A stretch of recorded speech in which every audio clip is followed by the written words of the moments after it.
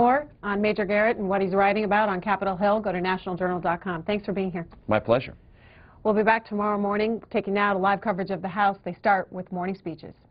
South Carolina, Mr. Wilson for 1 minute. Thank you, Mr. Speaker. Mr. Speaker, this week the House will consider House Resolution 38, which promotes a reduction of current spending to the 2008 levels or less for the remainder of the fiscal year.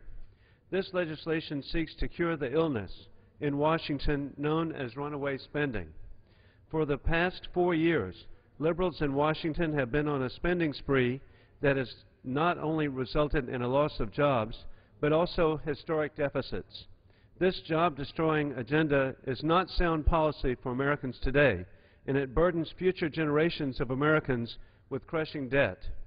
Last week, the House took steps to repeal and replace the job-killing government takeover of health care.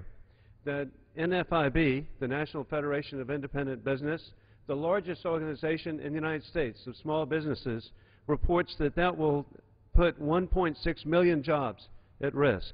Now we must focus our attention on limiting spending levels. Currently, our national deficit stands at $14 trillion. Saddling future generations with today's debt is not the solution. The time has come to implement spending reforms to ensure we cut spending. The American people in November spoke clearly for fiscal responsibility. The Tea Party has made a difference. Taxed enough already. The chair recognizes the gentlelady from Connecticut, Ms. DeLauro, for 5 minutes. It is with heavy heart that I rise today to pay tribute to the life of former Congressman William R. Ratchford, who we lost earlier this year after a long and a courageous battle with Parkinson's disease. I talked to many friends and colleagues of Bill in recent days, and the same description kept coming up. He was modest and charming and exactly who he appeared to be. One longtime friend called him the most fundamentally decent, unpretentious person. Another, former Senator Chris Dodd, reminded me of Bill's decency and great warmth. He was wonderfully enthusiastic about other people's successes, Chris said, which is sadly atypical of people in our line of business. For that and so many other reasons, Bill was a role model to me and the rest of our delegation. He was a humble giant in Connecticut politics, well-liked and respected by all, and he will be deeply missed by all those fortunate enough to have known him. When I came to represent much of the Naugatuck Valley in 2000, Bill personally took me town by town. He knew everyone, and everyone knew him. There was a mutual respect and fondness there that I've always tried to live up to ever since. Bill just had that effect on people. He was funny, kind, and down to earth. As a humble son of a hat factory worker and a teacher, he never forgot where he came from. He understood his constituents' needs and concerns because their concerns were his. He walked in their shoes. During 12 years in the State House, 4 as Speaker, and 3 terms in the Congress, Bill focused on the needs of children and seniors, on improving public education, helping non-traditional and mid-career students go to college, and ensuring that all seniors could enjoy retirement with the health and dignity they deserve. More than anything, Bill tried to make a difference in everything he did. In doing so, he left an indelible mark on our state and in this institution.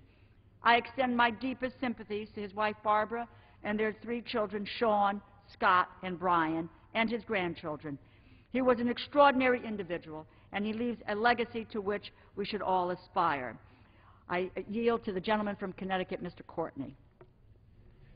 Thank you, Congresswoman DeLauro. And Mr. Speaker, I just want to associate my remarks with Congresswoman DeLauro's eloquence. Bill Ratchford was a giant in Connecticut politics. He served as Speaker of the House in the state legislature.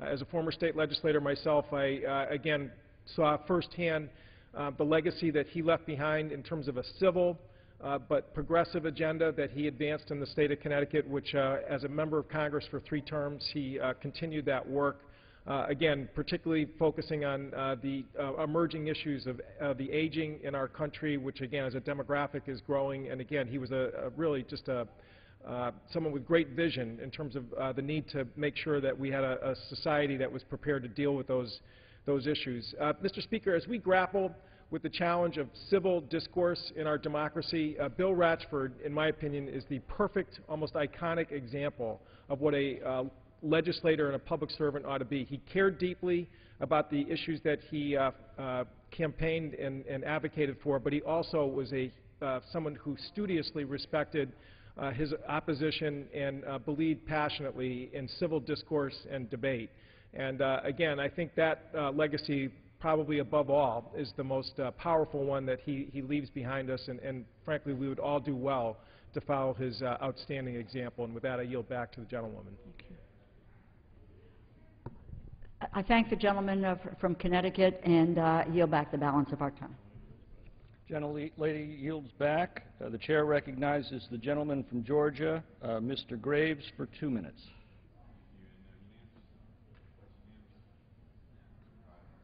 Without objection. Thank you, Mr. Speaker.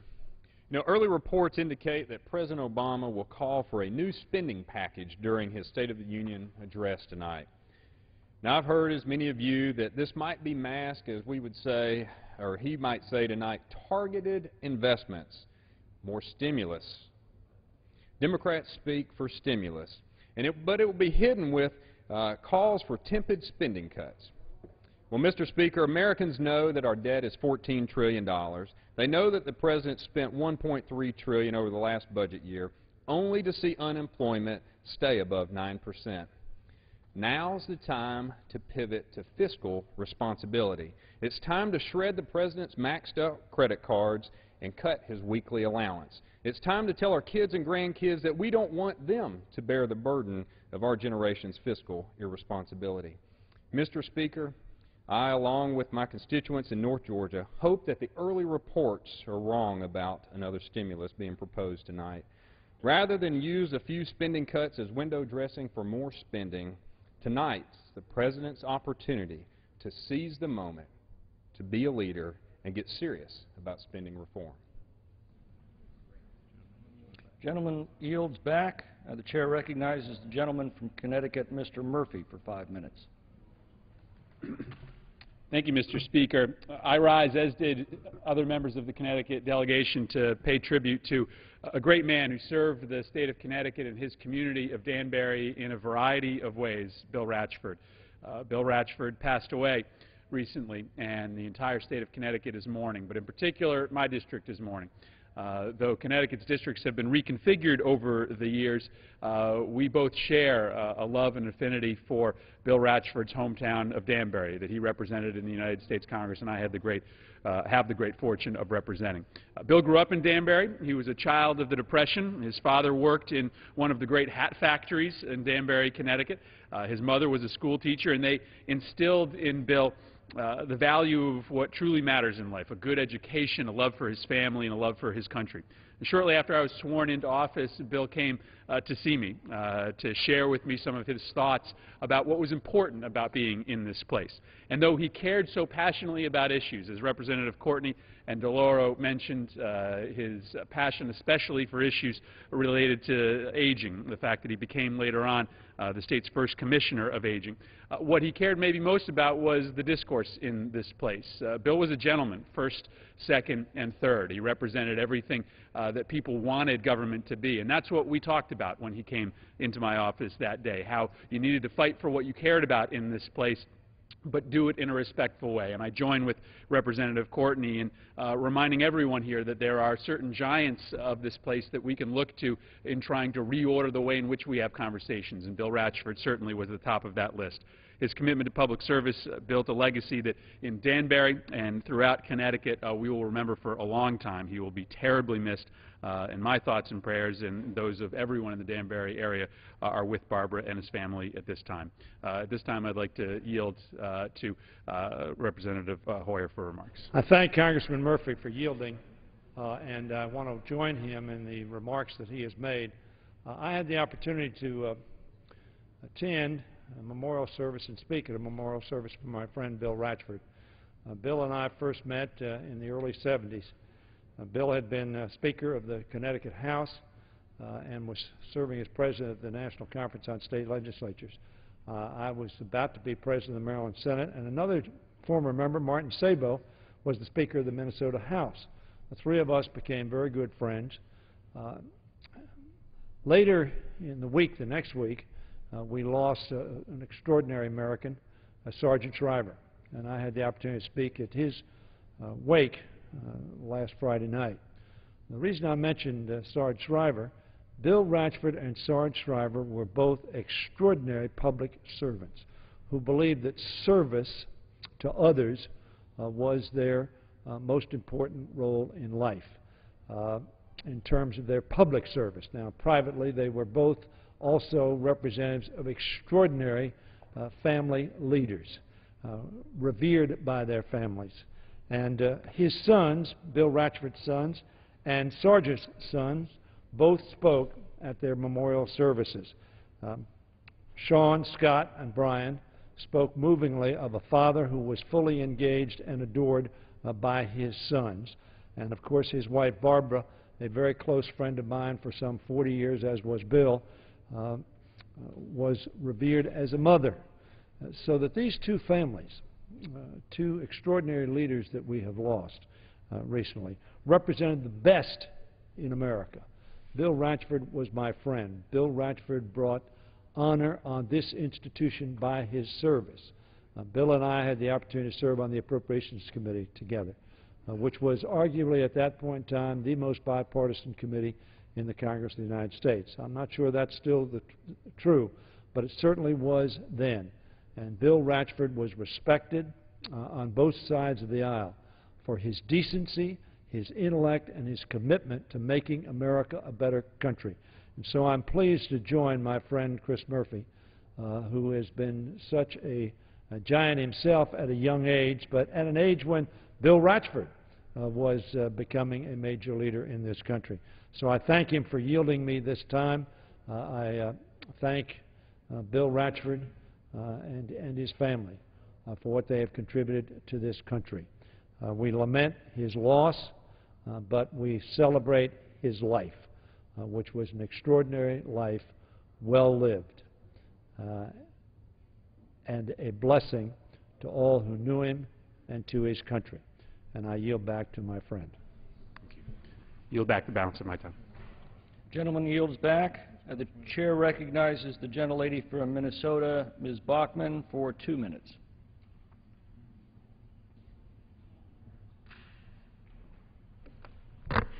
Thank you, Mr. Speaker. I appreciate the opportunity to speak today. This evening we will hear from the President of the United States in his State of the Union address, and it is a privilege for the people of our country to be able to hear from our President what his remarks are about the state of our Union. We look forward to hearing, Mr. Speaker, what the President's plan will be going forward to lift our country out of the high unemployment rates that we've been dealing with during these last 20 months. To have the unemployment rate in excess of 9% and in some cases over 10% has been unacceptable, and it's been a hardship for so many people in the nation. Also, I am looking forward to finding out what the President's pro-job growth agenda will be going forward. We want to get unemployment rates back to much lower levels so that families and businesses can thrive again. Also, Mr. Speaker, I'm looking to find out what will be the specific cuts that the President will be proposing. We haven't heard specific cuts so far. In fact, we've heard that the President may be referring to investments, meaning more spending, yet again, spending that this country simply cannot afford, because as we know, Mr. Speaker, we are falling off the cliff in terms of debt increases, and that is not good for the next generation of Americans. Second, I'm wondering what specific pieces of legislation that the President has proposed would he be willing to repeal. We know, for instance, that the cap-and-trade proposal that's working through the EPA will be one that will be a job killer. We know that for the health care law as well, that it is in fact a job killer. Finally, I'm wondering, Mr. President, what areas of regulations the President would be willing to do away with. The President had made a statement last week that he wants to direct all of the agencies to look for regulations that would kill jobs. Well, we know that the EPA regulations will in fact do that, and we're wondering if perhaps the President would be willing to put those on the table and delay implementation of the cap-and-trade system through the EPA. And finally, Mr. Speaker, we also know that with Americans paying in excess of $3 a gallon in gasoline, that it may be wise now to look at American energy production. What would those proposals be from the President? So we look forward to hearing that this evening. Thank you, Mr. Speaker. I yield back. Gentlelady yields back. The chair recognizes the gentleman from Kentucky, Mr. Yarmouth, for 5 minutes. Thank you, Mr. Speaker. Mr. Speaker, tonight the President of the United States will deliver the State of the Union address, as we all know, and if the reports are accurate, what he will talk about today is the need to make serious investments in this country's future. Now, we've just heard from a colleague from the other side of the aisle, and we've heard from many Republicans over the last few days concerning the issue of spending and whether or not we need to be spending any more money in this time of admittedly dire financial circumstances. You know, most families, when they borrow money, they do it for two reasons. Either for survival, they need to eat, they need to feed their children, they need a house for their family, they need to clothe them, or they borrow because they see an opportunity to invest and to make their lives better down the road. Now, I know that many people don't think of government spending as investment. But if we look back not too long, just over recent history, the last few decades, we've seen numerous instances in which government investment has not only created jobs, it has spawned entirely new industries. As a matter of fact, even though people made fun of Al Gore many years ago, the fact is that government investment actually created the Internet. Government investment through the Defense Department and other research institutions have created literally billions and billions of dollars in private sector growth and created thousands and thousands and thousands of new jobs. We face a very difficult choice right now. We can sit back while the rest of the world advances, or we can make the tough choices right now to make serious and important investments that will not just create new industries, but may, in fact, solve some of our most intractable problems. And I'm talking here about medical research, for one. We now invest $6 billion a year in cancer research. Cancer treatment and the cost to society because of cancer amounts to literally hundreds of billions of dollars each year. It costs Medicare, it costs Medicaid, it costs the private system. If we spent $20 billion a year on medical research for cancer, and over 10 years finally cured it, made it manageable in an inexpensive way, the long-term payback to this country would be enormous. One of the problems with analyzing our health care reform proposal, now in the law, the Affordable Health Care Act, is that we weren't able to factor in the long-term benefits of preventive care, research, more efficient operations, because they're not quantifiable. But we know that if we could just deal with two major diseases, diabetes and cancer, then we would probably solve our long-term health care financial issues. So tonight, the President will lay out choices for us. And I think this is a very, very important aspect of our public dialogue right now. We need to make sure that not only the American people, but also every member of Congress really understands what our choices are. Because it's very, very easy to stand up and say, we're going to cut spending by $100 billion in the federal government, when you're not willing to talk about what specifically you're willing to cut. And my colleague from Minnesota just said, the President may not be specific.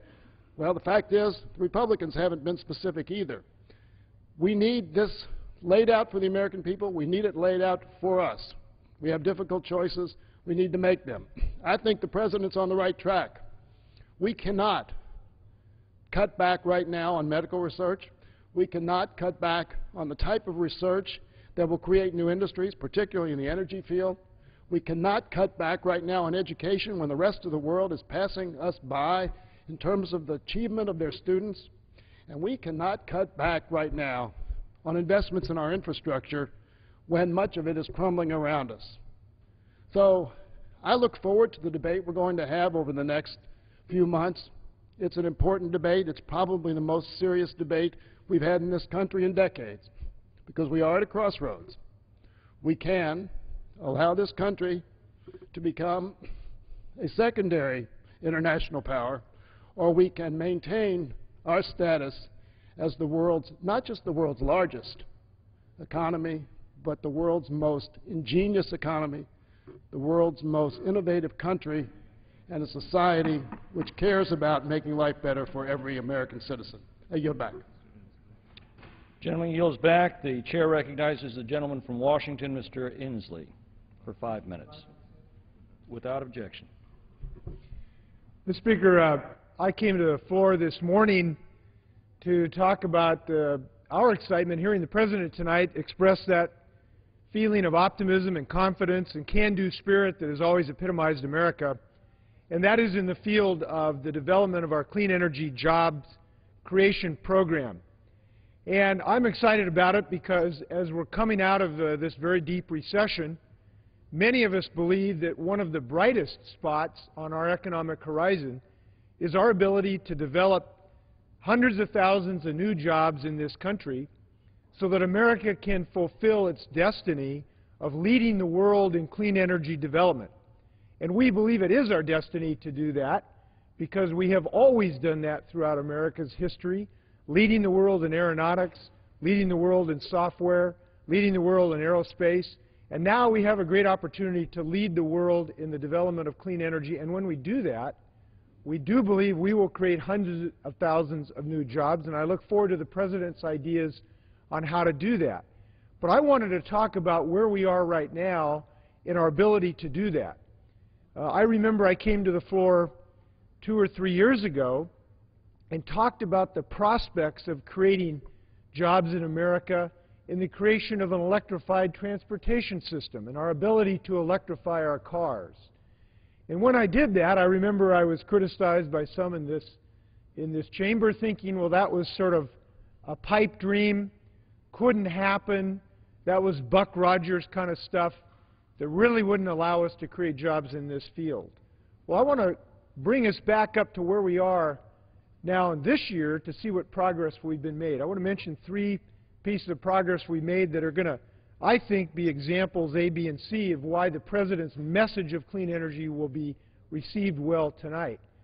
Number 1, this year, the General Motors Volt, a plug-in hybrid electric, a car that you can plug in and go 40 miles on all electricity, and then if you want to go more than 40 miles, it's got an internal combustion engine that will generate electricity to charge the battery that will run the wheels of the General Motors Volt. And when I asked General Motors to bring the Volt to Capitol Hill a few years ago, people thought, this, interesting idea will never work. Well, guess what? The General Motors Volt this year was North American Car of the Year a couple weeks ago, stunned the auto industry, and is going to be one of the great leaders as we move to the electric cars of the future. We have the domestic manufacturer of the Ford Focus we think is going to follow.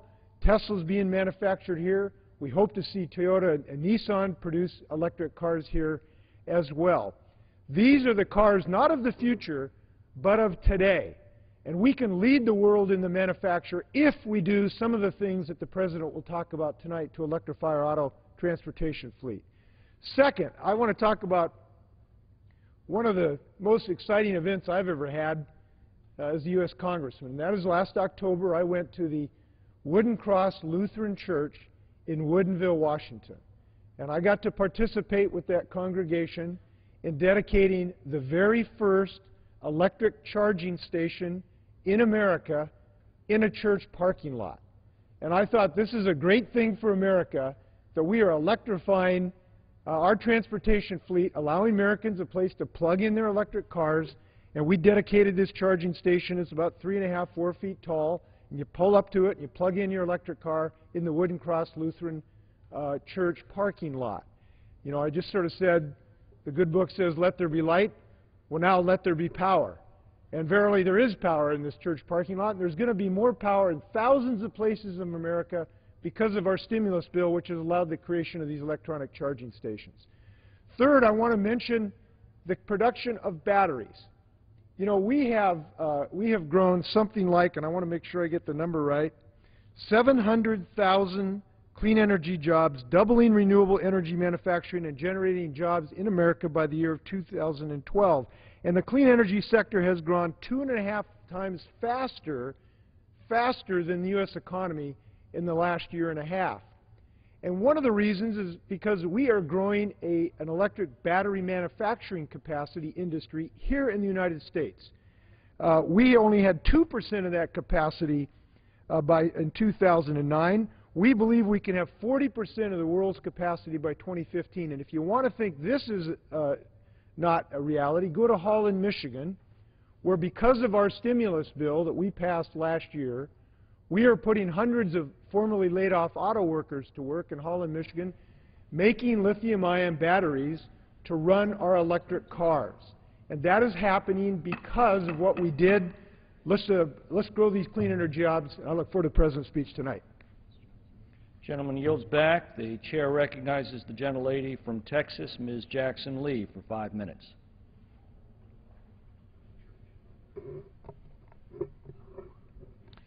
Thank you very much, Mr. Speaker.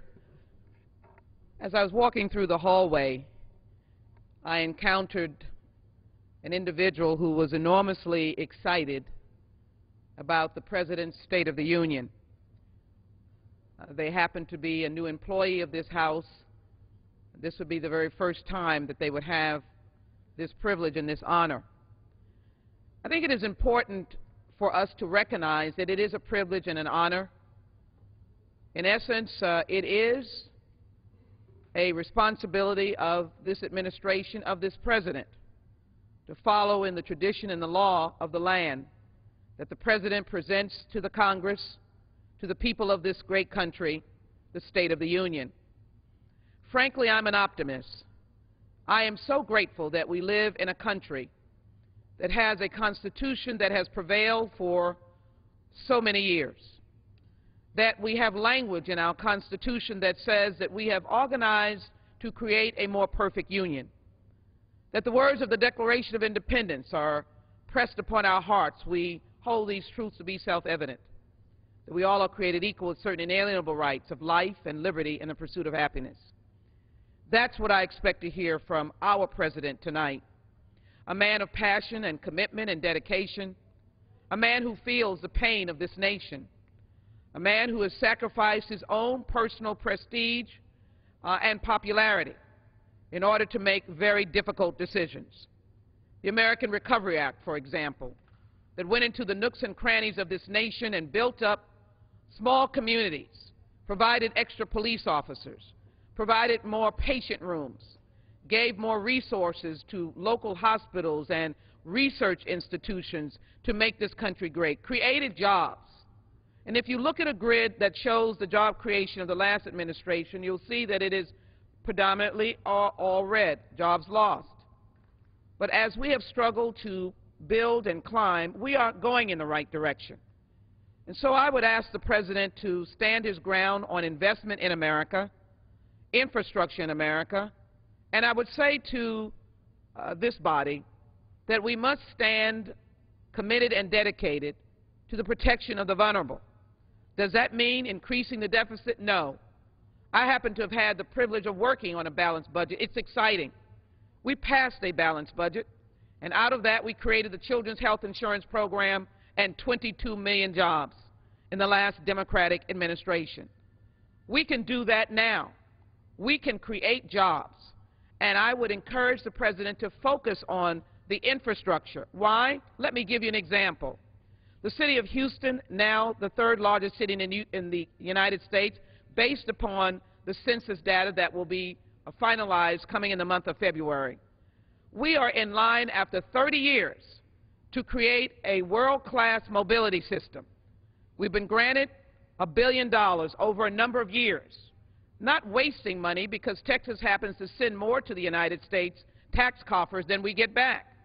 But we'll be creating 50,000 jobs by investing in a light rail system to move people forward, to eliminate the emissions crisis that we have, and to put people to work. The crisis that we're now in with not having passed the appropriations of the 111th Congress, which I secured some $150 million for us to start, stymies all of these need-to-build projects on bridges and freeways, on dams that need to be repaired. All of that creates the genius of America, or boosts the genius of America, and lets us work. So, Mr. President, stand your ground on making sure that we move forward in infrastructure so that we can make it in America, meaning that Americans can make it, they can survive, they can improve their quality of life, and we can make it in America. I want us to build the light rail cars. Bring it on home. Let us build turbines that are part of wind energy.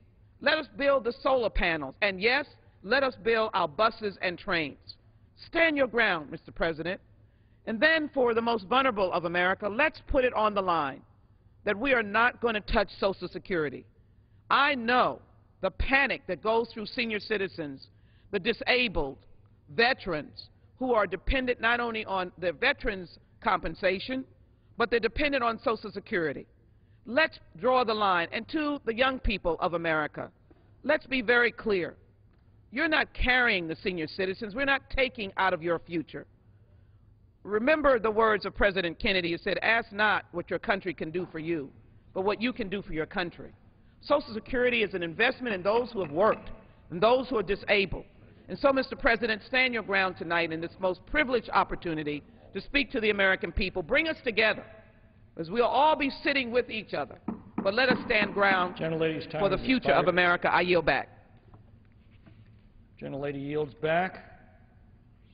Pursuant to Clause 12A of Rule 1, the Chair declares the House in recess until noon today.